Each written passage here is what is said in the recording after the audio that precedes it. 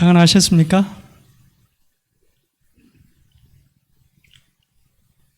이 무더운 찜통 같은 날씨에도 시원한 또 에어컨 있는 좋은 또 예배당이 있고, 특별히 우리 좋으신 우리 여러 성도님들 계셔서 너무나 감사하고 또 감사할 일입니다. 오늘 이렇게 무슨 말씀으로 이렇게 말씀을 이렇게 함께 은혜 받을까 이렇게 고민 기도하면서 묵상하면서 연구할 때 우리 모든 성도님들이 저를 포함해서 교회에 또 예배드리고 또 봉사하고 또 모든 여러 수고하는 일들이 다 하나님의 나라를 또 확장시키는데 어떤 그러한 목적이 있나 싶어서 오늘은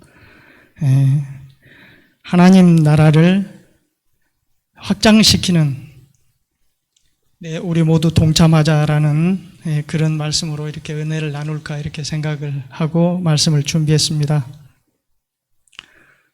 성경을 살펴보면 하나님의 나라는 두 가지 개념이 이렇게 있습니다. 우리가 앞으로 가야 할 미래의 어떤 그 장소적인 개념을 가진 하나님의 나라가 있고요. 또 한 가지는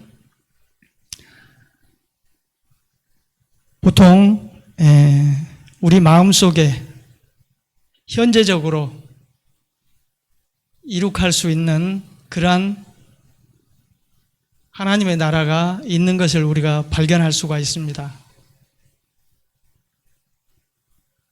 이 현재적이고 우리 마음속에 건설되는 이 하나님의 나라가 이루어져야만이 덤으로 하나님의 보좌가 계시는 하늘 하나님의 나라로 갈 수 있는 것입니다.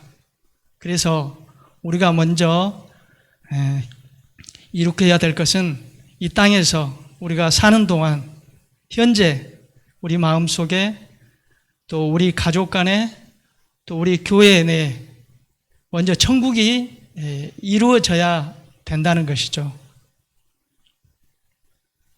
그렇게 우리 마음속에 천국이 건설이 되면 자연스럽게 덤으로 우리가 앞으로 가야 할 그 천국에 도달할 수 있는 것이죠. 그런데 이 우리 마음속에 천국이 건설되지 않은 상태에서 앞으로 올 천국을 바라본다는 것은 어떻게 보면은 언어도단이라고 이렇게 할 수가 있습니다. 그래서 늘 예수님께서 바라시고 우리 마음속에 천국을 이렇게 이루라고 말씀하시는데, 오늘 이 시간은 어떻게 하면 우리 마음속에 하늘나라를 이룩할 수 있는 것인지 한번 살펴볼까 이렇게 생각합니다. 그럼 먼저 관련된 성경 말씀들을 한번 찾아보겠습니다. 로마서 14장 17절 말씀인데요. 로마서 14장 17절 말씀. 하나님의 나라는 먹는 것과 마시는 것이 아니요 오직 성령 안에서 의와 평강과 희락이라, 이렇게 말씀하셨습니다. 그리고 누가복음 17장 21절 말씀에 또 여기 있다 저기 있다고도 못하리니 하나님의 나라는 너희 안에 있느니라 그랬습니다. 그 다음에 요한복음 3장 3절의 말씀요.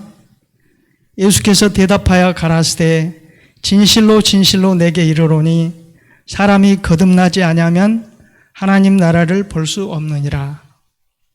그리고 마태복음 6장 9절에서 10절 말씀, 주기도문으로 이렇게 알고 있는 성경 말씀이죠. 그러므로 너희는 이렇게 기도하라. 하늘에 계신 우리 아버지여, 이름이 거룩히 여김을 받으시오며 나라에 임하시오며 뜻이 하늘에서 이룬 것 같이 땅에서도 이루어지이다. 여기서 나라의 임하옵시며, 예. 이 네 성경절 모두 예, 하나님의 나라를 언급하면서요, 이 네 절을 공통적인 점은 다 우리 마음속에서 하나님의 나라가 이루어져야 된다라는 말씀을 하는 것이고요, 하나님 앞에 겸손히 서는 자에게만 예, 이룩할 수 있다라는 말씀입니다. 그래서 이제 학자들이 보통 국가의 개념을 주권 또는 통치권, 그 다음에 국민, 그리고 영토, 이 세 가지를 이렇게 말하거든요. 국가가 이루어지려면 이 세 가지가 있어야 되는데 이 세 가지 중에 한 가지라도 없으면 국가가 될 수 없다는 것이죠.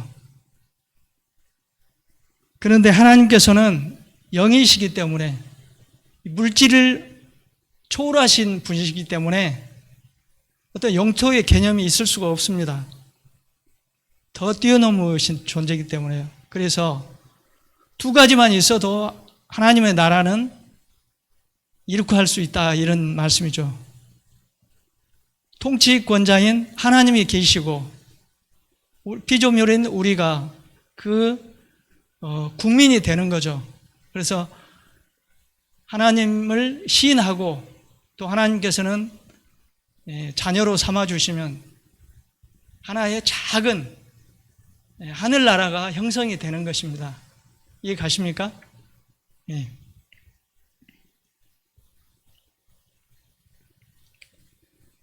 그래서 마음속에 하나님의 나라를 원하는 자는 창조주 여호와 하나님을 나의 주인으로 모시고 죽을 수밖에 없는 죄인이지만 예수 그리스도의 보혈의 공로에 힘입어서 다시 사는 것을 믿음으로 받을 때, 즉 다시 말해서 하나님의 통치권을 인정하고 따를 때 우리 마음속에 하늘나라가 이루어지는 것입니다. 이해 가시죠? 예. 비록 우리가 죄악 세상, 정말 약육강식의 어떤 그런 세상의 법칙, 사단의 법칙이 난무하는 이 세상에 산다 할지라도 하나님께서는 천국을 우리 마음속에 이룩할 수 있다는 귀한 말씀을 이렇게 성경 말씀을 통해서 배울 수가 있습니다.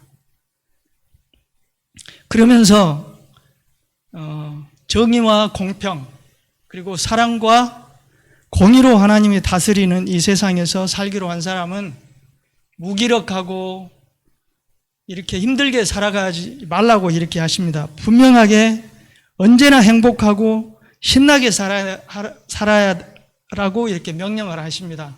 근데 세상의 어떤 여러 가지 어려움 때문에 기죽어 살고 또 힘들어하고 슬퍼하고 또 우울해하고 이렇게 하면 되겠습니까? 어떠한 억울한 일이 있어도, 힘든 일이 있어도, 어려운 일이 있어도, 괴로운 일이 있어도 모든 것을 맡기고 아랠 때 해결해 주시마 이렇게 약속하셨기 때문에 웃으면서 또 기뻐하고 평안해야 할 수 있는 것이 바로 우리 그리스도인들입니다. 얼마나 참 고맙고 감사한 일입니까? 그러면 어떻게 하면 하나님의 나라를 건설할 수 있을까? 의문이 이제 이렇게 드는 것이죠. 첫째, 하나님의 나라는 하나님 말씀에 순종하는 곳에 이루어질 수가 있습니다. 방금도 말씀드렸듯이 하나님의 나라는 장소적인 개념이 아니고 통치의 개념을 가지고 있기 때문에 비록 에덴 동산이라 하더라도 하나님의 말씀을 거역하고 사단의 말을 들을 때 이미 그곳은 하나님의 나라가 아닙니다. 그래서 하나님의 나라에서 벗어날 수밖에 없는, 나갈 수밖에 없는 그런 처지가 이렇게 되었던 것입니다. 그러면서 아담이 하나님의 말씀을 거부하고 사탄의 말을 들을 때 사탄이 이 세상의 임금이 되었습니다. 마태복음 4장 8절에서 10절 말씀 보면요. 마귀가 또 그를 데리고 지극히 높은 산으로 가서 천하 만국과 그 영광을 보여 가로되 만일 내게 엎드려 경배하면 이 모든 것을 내게 주리라. 이에 예수께서 말씀하시되 사단아 물러가라. 기록하였으되 주 너희 하나님께 경배하고 다만 그를 섬기라 하였느니라 그랬습니다. 그래서 하나님의 말씀으로 다스려지지 않은 것은 더 이상 하나님의 나라가 아닙니다. 바로 그 사단의 말을 들으면 사단의 왕국으로 편입이 되는 것입니다. 그래서 아담은 에덴을 떠나야 했던 것입니다. 그 다음에요. 두 번째는 하나님의 나라는 제자들의 양육과 복음 전파를 통해서 이루어집니다.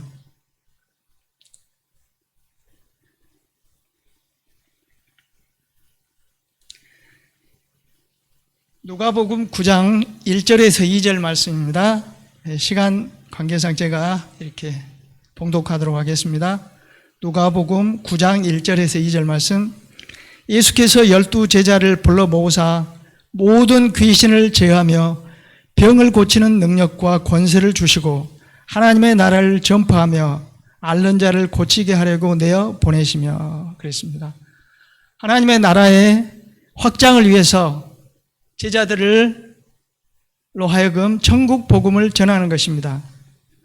그 당시 12 제자들은 다 연약한 자들이었습니다. 스승인 예수님을 만나서 살고 있었지만 그 시대는 바로 엄혹한 로마 황제가 다스리는 식민지배를 받고 있었습니다. 그런 가운데서라도 하나님께 통치권을 맡기고 또 믿음대로 예수님의 말씀대로 살아가겠다는 그러한 믿음의 표를 이렇게 예수님께 보였을 때 예수님께서는 이 어부들을 배움이 없는 거친 어부들을 이렇게 받아들이셔서 양육을 이렇게 하시는 것이죠. 정말 한 3년 동안을 이렇게 잘 양육을 이렇게 시켰던 것입니다.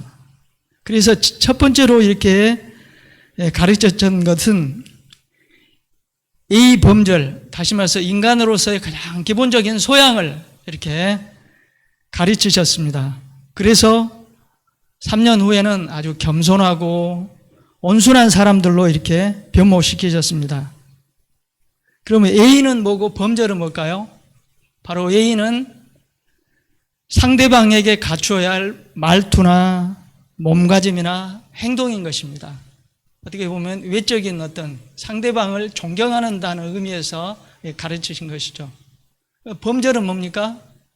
어떤 절차와 순서, 어떤 이러한 것들이죠. 그래서 그것은 일상생활에 있어서의 나의 어떤 개인적인 그 생활, 그러한 것들을 얘기하는데 이러한 것들이 굉장히 중요한 것이죠. 만약 예의 범절이 없고 인간적인 기본적인 소양이 없으면 다른 사람들에게 웃음거리를 살 수밖에 없습니다. 예를 들어서 교양이 많은 사람이 무식한 버릇없는 사람들을 볼 때 속으로 너나 잘 믿으세요. 비록 표현은 하지만 않지만 그런 표현을 마음속으로 할 수 있는 것입니다. 물론 우리 모든 그리스도인들은 다 그런 이제 예수님을 믿기 때문에 그런 것들을 잘 이해하고 넘어갈 수 있지만 믿지 않는 사람들은 아예 들어보지도 않고 쳐다보지도 않습니다. 그래서 먼저 가장 중요한 것은 우리가 말씀을 전파로 가기 전에 우리 스스로 정말 예수님 안에서 어떤 예의 범절이 있는지 교양이 있는 건지 이런 것까지도 잘 살펴서 이렇게 잘 이렇게 훈련된 그런 모습들이 좀 있어야 되겠습니다. 특별히 우리 믿는 그리스도인들은 말이나 행동에 있어서 어떤 그 거친 그런 표현들은 자제하는 것이 좋겠다고 이렇게 생각이 듭니다. 베드로를 비롯한 이런 그 어부들이 얼마나 참 말투도 거칠고 행동도 거칠었겠습니까? 그래서 아마 동료들 간에 예수님 만나기 전에는 물론 이 일들이 힘들고 거칠기 때문에 막 함부로 이 녀석 저 녀석 야 임마 막 이렇게 했겠죠. 그러나 정말 예수님 만나서 3년 동안 이렇게 다듬어지고 또 이렇게 다듬어졌을 때는 아마 틀림없이 그러지 않았으리라고 생각이 됩니다.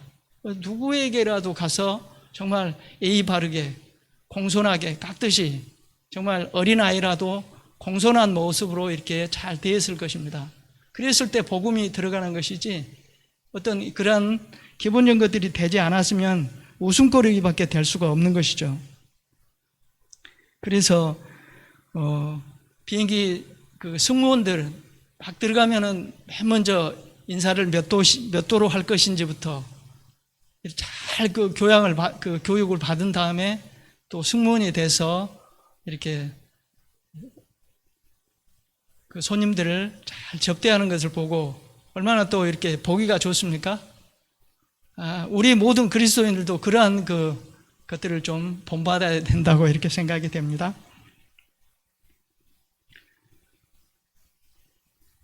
그래서 잠언 22장 29절의 말씀처럼 내가 자기 일에 능숙한 사람을 보았느냐 이러한 사람은 왕 앞에 설 것이요.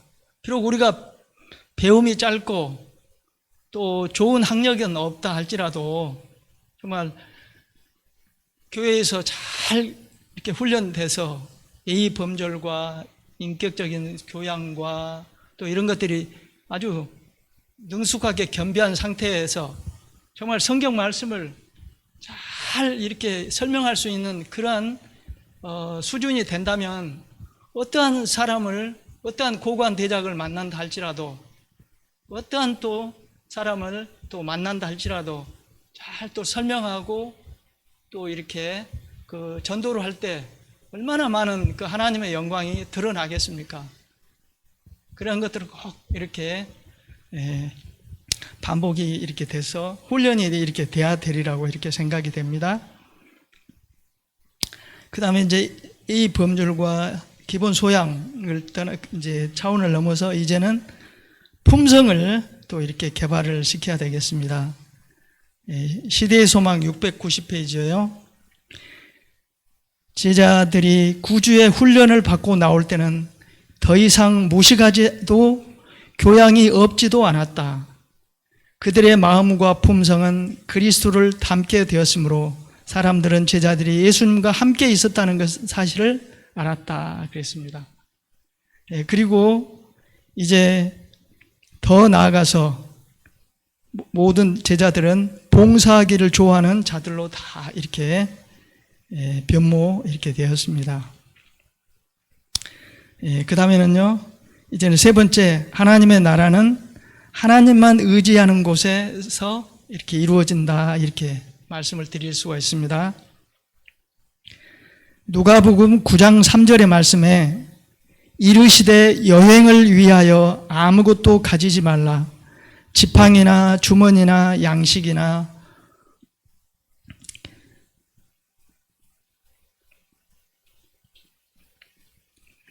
죄송합니다.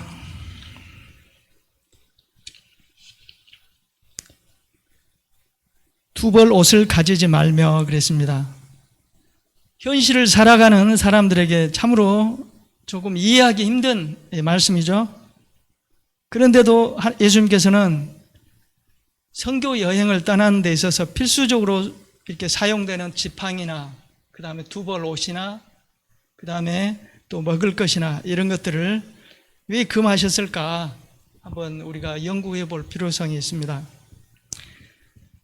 그 당시에 도로 사정이 좋지 않고 교통이 발달하지 못한 시대에 거친 들이나 이런 곳에서 야생 짐승들이 이렇게 달라들 때 지팡이는 반드시 이렇게 필요한 필수 도구였습니다. 근데 지팡이도 못 가가지고 가게 하시고 또 주머니는 어떻게 말씀은 지금은 여행용 가방이죠.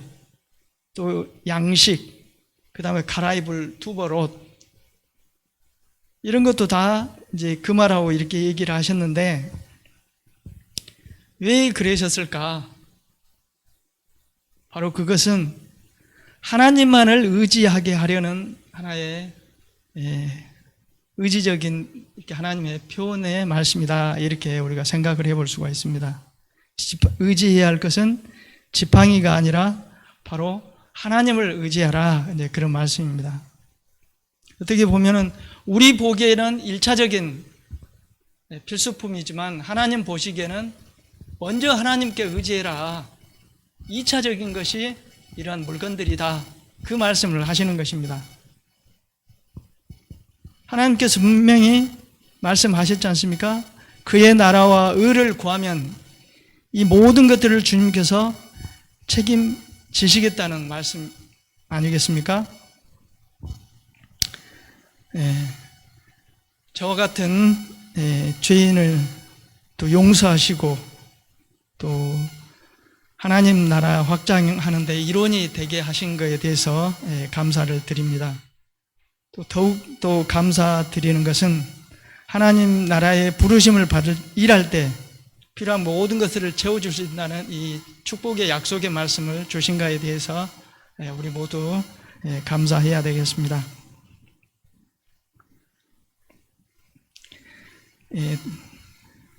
다니엘 3장에 있는 말씀을 좀 이렇게 드려볼까 합니다.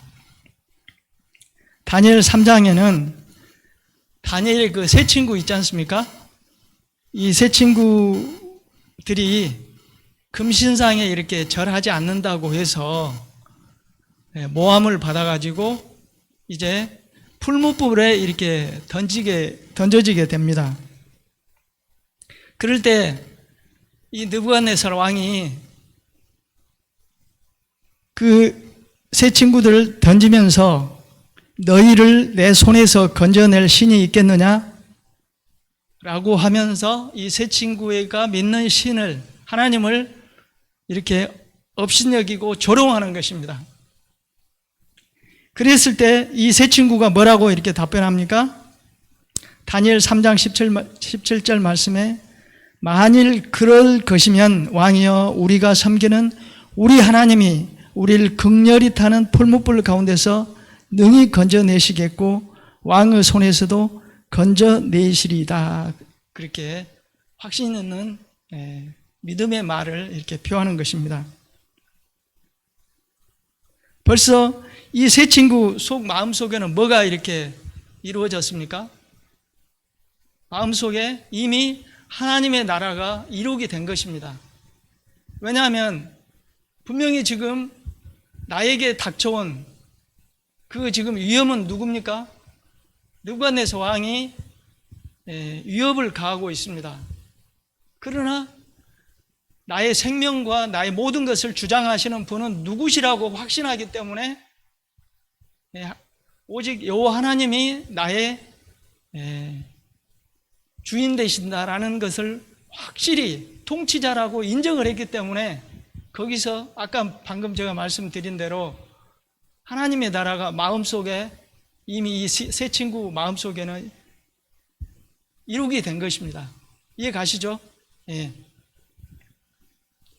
그런데 또 놀라운 일이 이제 벌어집니다. 다니엘 3장 24절 26절 말씀에 때에 느부갓네살 왕이 급히 일어나서 모사들에게 물어 가로되 우리가 결박하여 불 가운데 던진 자는 세 사람이 아니었는자 그들이 왕에게 대답하여 가로되 왕이여 올소이다.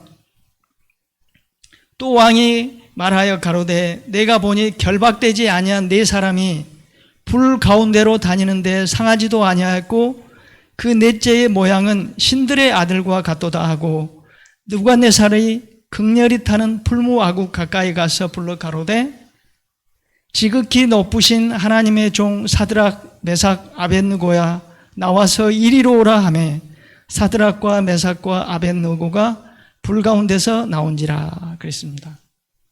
세 친구도 이 마음속에 하나님의 나라가 형성이 되었지만 또 여기서 살펴볼 점은요, 이교의 왕인 이 느부갓네살 왕이 어떻게 그 풀무 속에 있는 세 사람 중에 또 한 낯선 이를 보고 하나님의 아들이라는 것을 어떻게 알았겠는가라는 것을 생각해 볼 필요가 있습니다. 바로 세 친구는 평상시에 생애와 품성을 통해서 진리를 이렇게 드러냈고요. 분명하게 오실 예수 그리스도에 대해서 말씀을 말해 주었습니다.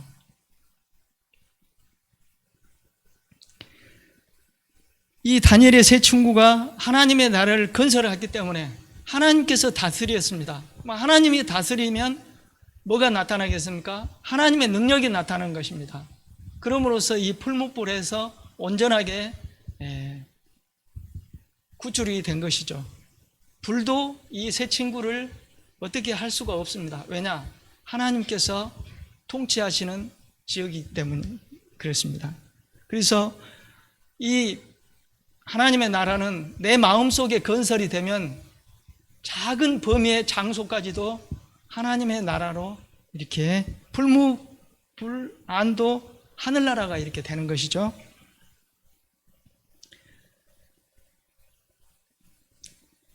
그때 이 온 천하를 다스린 이 느부갓네살 왕이 자신의 어떤 위대함과 존엄성도 잊은 채 그냥 버선발로, 쉽게 말해서 버선발로 이렇게 뛰어내려와 가지고 세 친구들을 불러내면서 빨리 나오라고 이렇게 얘기를 합니다. 그러면서 이 교만한 이 왕이 하나님을 인정하는, 정말 그 교만하고 아무것도 이렇게 부러워할 수 없는 모든 것을 다 가진 이 느부갓네살 왕이 이 교회에 자신이 믿는 왕에 대한 이런 내용들은 다 잊어버리고 세 친구가 믿는 하나님을 이렇게 시인을 하게 되는 것입니다. 바로 이 느부갓네살 마음속에 하나님을 통치자로 여기기 때문에 하나님의 나라가 마음속에 형성이 되는 것입니다.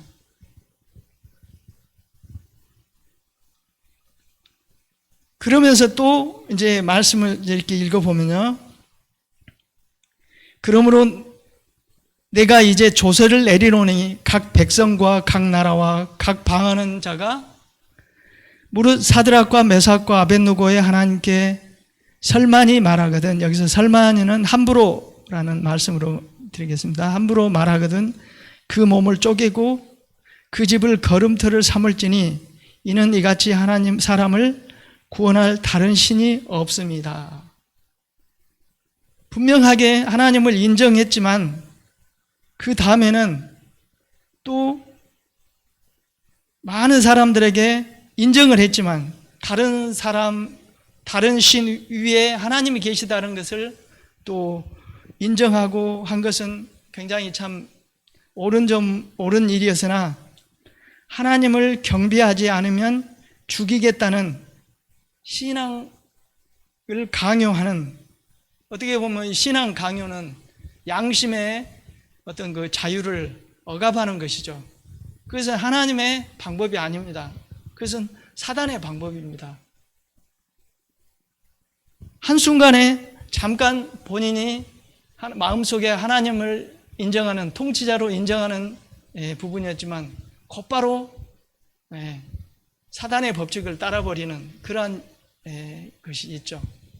그래서 우리가 때로는 정말 조심해야 될 것은 교회 일을 하면서도 하나님의 법칙대로 따르지 않으면 사단의 종이 될 수가 있는 것입니다. 그래서 하나님의 사업을 할 때는 항상 올바른 방법대로 또 하나님의 그 말씀대로 이렇게 하는 것들이 하나님의 나라를 이루게 하는 것이지 세상의 시류를 따라서 하는 것은 좋지 않다고 이렇게 생각이 됩니다. 또 한 사람이 있습니다. 정말 이 사람도 정말 하나님의 그 나라를 마음속에 잠깐이라도 이룩한 사람임을 볼 수가 있습니다. 바로 그 사람은 예수님의 오른편 강도, 구원받은 강도 이야기입니다.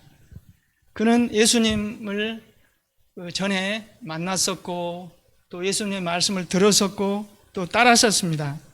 그러나 제사장들과 또 관원들의 부정적인 또 예수님에 대한 부정적인 얘기를 이렇게 들으면서 마음이 예수님에게서 이렇게 떠나버리게 되어가지고 악한 동무들과 함께 어찌어찌 이렇게 살다 보니까 이렇게 죄를 짓게 되고 그래서 마침내 이제 죄수로서 이제 이렇게 사형 선고를 이렇게 받게 되었습니다.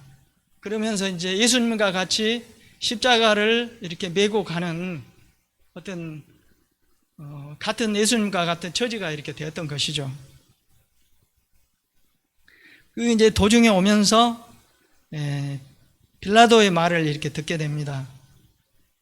내가 그에게서 아무 죄도 찾지 못하였노라 라는 빌라도의 말을 또 들으면서 또 한편으로서 예수님의 그 거룩한 태도와 또 조롱하는 사람들을 이렇게 불쌍히 보고 용서하는 그러한 모습들을 이렇게 보면서 그동안 자기가 들어왔던 그런 말씀들을 이제 회상해 보니 정말 많은 사람들이 예수님을 조롱하고 또 이렇게 비웃는 그런 모습이었지만 마음속 저 깊은 곳에서는 저분이 정말 하나님의 어린 양이구나 이걸 이렇게 생각을 이렇게 하게 되었습니다. 그래서 이 그 십자가에 이제 달려가지고 고통 중에 있었지만 그 반대편에 있는 그 강도가 예수님에 대해서 뭐라고 이렇게 비난을 하는 것입니다. 그랬을 때 너가 동일한 정죄를 받고도 하나님을 두려워하지 않느냐 이렇게 나무라는 것입니다. 그러면서 예수님을 두둔하는 것입니다. 그러면서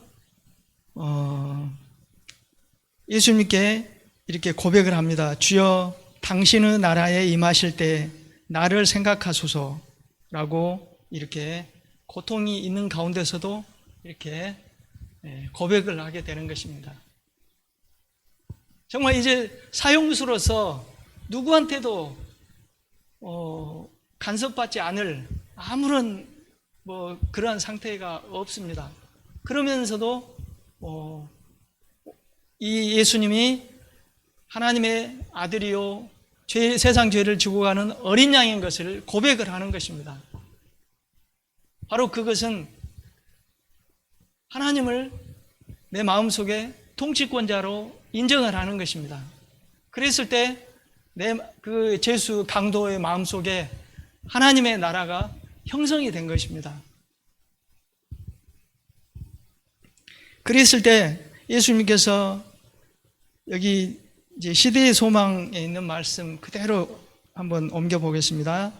예수께서는 사랑과 동정과 능력이 충만한 부드럽고 선율적인 음성으로 정말 이렇게 고통 중에 힘없는 상태지만 부드러운 선율적인 음성으로 이렇게 말씀하셨다고 했습니다. 내가 진실로 오늘 내게 이르노니 내가 나와 함께 낙원에 있으리라. 물론 이제 바로 죽으면 이제 천국에 있는 낙원에 이르렀겠죠. 그는 저는 이렇게 한번 해석을 해봤습니다. 너가 고백을 했기 때문에 하나님을 통치자로 했기 때문에 비록 고통 중에 있지만 이제 하나님의 나라가 너의 마음속에 형성이 됐다. 그것은 하나의 낙원이다. 이렇게도 해석을 해볼 수 있는 그것이 아닌가 이렇게 생각을 해보았습니다. 그러면서 이제 예수님의 귀에는 끊임없이 계속, 물론 짧은 시간이었겠지만 고통을 받는 그 예수님 입장으로서는 굉장히 긴 시간이었겠죠. 1초 1초가 굉장히 고통 시간이었지만 그 귀에는 온갖 사람들이, 조롱한 사람들이 거의 99%였겠죠. 그리고 정말 예수님을 따르는 사람들은 제대로 목소리를 내지를 못했겠죠. 그러니까 예수님 귀 속에는 많은 이런 조롱거리가 들리는 상황이었을 때 이 죽어가는 강도에게서 믿음의 고백을 들었을 때 얼마나 기뻐하셨겠습니까? 정말 단비 같은 정말 그러한 그 믿음의 표현을 아마 예수님께서는 받아들이셨으리라고 이렇게 생각이 됩니다.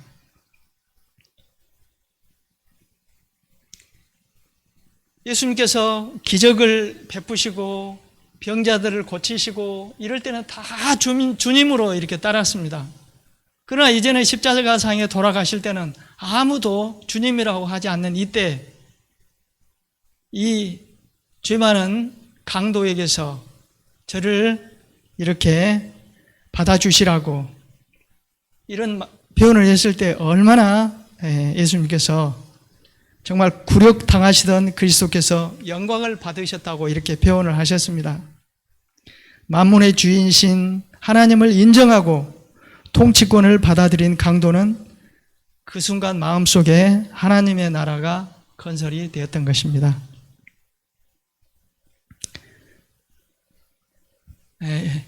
재밌는 옛날 이야기 있어서 이 얘기 드리고 이렇게 말씀 좀 줄일까 합니다. 옛날 어느 시골에 의좋은 형제가 이렇게 살고 있었습니다. 이 형제는 벼를 심어서 가을에 추수하게 이렇게 되었습니다. 그래서 형과 동생은 똑같이 이렇게 벼를 나누어 가졌습니다. 근데 이제 그날 밤 동생이 곰곰이 생각해 보니까는 분명히 똑같이 나눴지만 형님네는 자녀들도 있고 식구들이 많아서 더 많이 가져가야 되는데 똑같이 나눠가지고 이게 아마 부족할지 모르겠다 이렇게 싶어가지고 저녁에 가서 자기의 그 볕단을 형님 볕단 있는 쪽으로 가져다 이렇게 놓고 이제 왔습니다. 그런데 또 형도 생각해 보니까는 암만 해도 내가 생각을 잘 못한 것 같다. 동생이 이제 결혼해서 살림 장만을 이렇게 했는데 아마 여러 가지 더 드는 것이 많을 테니까 내가 이렇게 볕단을 좀 가져다 줘야지 하고도 이렇게 갖다 놓았습니다. 근데 아침에 보니까 어때요? 다시 똑같이 이렇게 돼버린 것이죠. 그래서 또 그 다음날 똑같은 생각을 가지고 또 이렇게 형은 동생에게, 동생은 형에게 이렇게 볕단을 갖다 놓았습니다. 근데 아침날 보니까 또 똑같은 상태가 되었어요. 그래서 깜짝 놀랐습니다. 참 이상하다 이렇게 생각하면서 다시 그 다음 밤 또 가서 이렇게 나르는데 딱 그때는 같이 형과 동생이 같이 만나게 되어버렸습니다. 그래서 보소 이렇게 아니 형님 아닙니까? 아 너였구나 이렇게 하면서 얼싸안고 서로 기쁨의 눈물을 흘렸다는 그런 이야기가 있습니다. 이 동생의 마음속에도 형의 마음속에도 이미 뭐가 이렇게 이루어졌어요? 하늘나라가 이루어졌습니다. 가족 간에도 작은 하늘나라가 이렇게 만들어졌던 것입니다. 이제 말씀을 마무리하면서요. 하나님의 나라는 먼 곳에 있는 것이 아니라 그리고 앞으로 미래에 있는 것이 아니라 내일이 아니라 바로 오늘 이 순간 갈라디아서 5장 22절 23절에 있는 말씀 성령의 열매인 사랑과 희락과 화평과 오래 참음과 자비와 양성과 충성과 온유와 절제로 이렇게 훈련을 받아서 내 마음속에 우리 가족 간에 우리 교회 안에 이루어져야 하는 것입니다. 내 마음속에서부터 천국이 이루어지지 않았고 가족 간에 또 천국이 이루어지지 않았고 교회 안에서도 하나님의 말씀대로 이루어지지 않았다면 그것은 올바른 것이라고 할 수가 없는 것이죠. 그리스도인으로서요. 마태복음 10장 28절 말씀에 몸은 죽여도 영혼은 능히 죽이지 못하는 자들을 두려워하지 말고 오직 몸과 영혼을 능히 멸하시는 자를 두려워하라 그랬습니다. 바로 다니엘 세 친구가 그랬지 않습니까? 또 베드로와 모든 또 제자들 말씀처럼 하나님을 두려워하여 저와 우리 모든 성도님들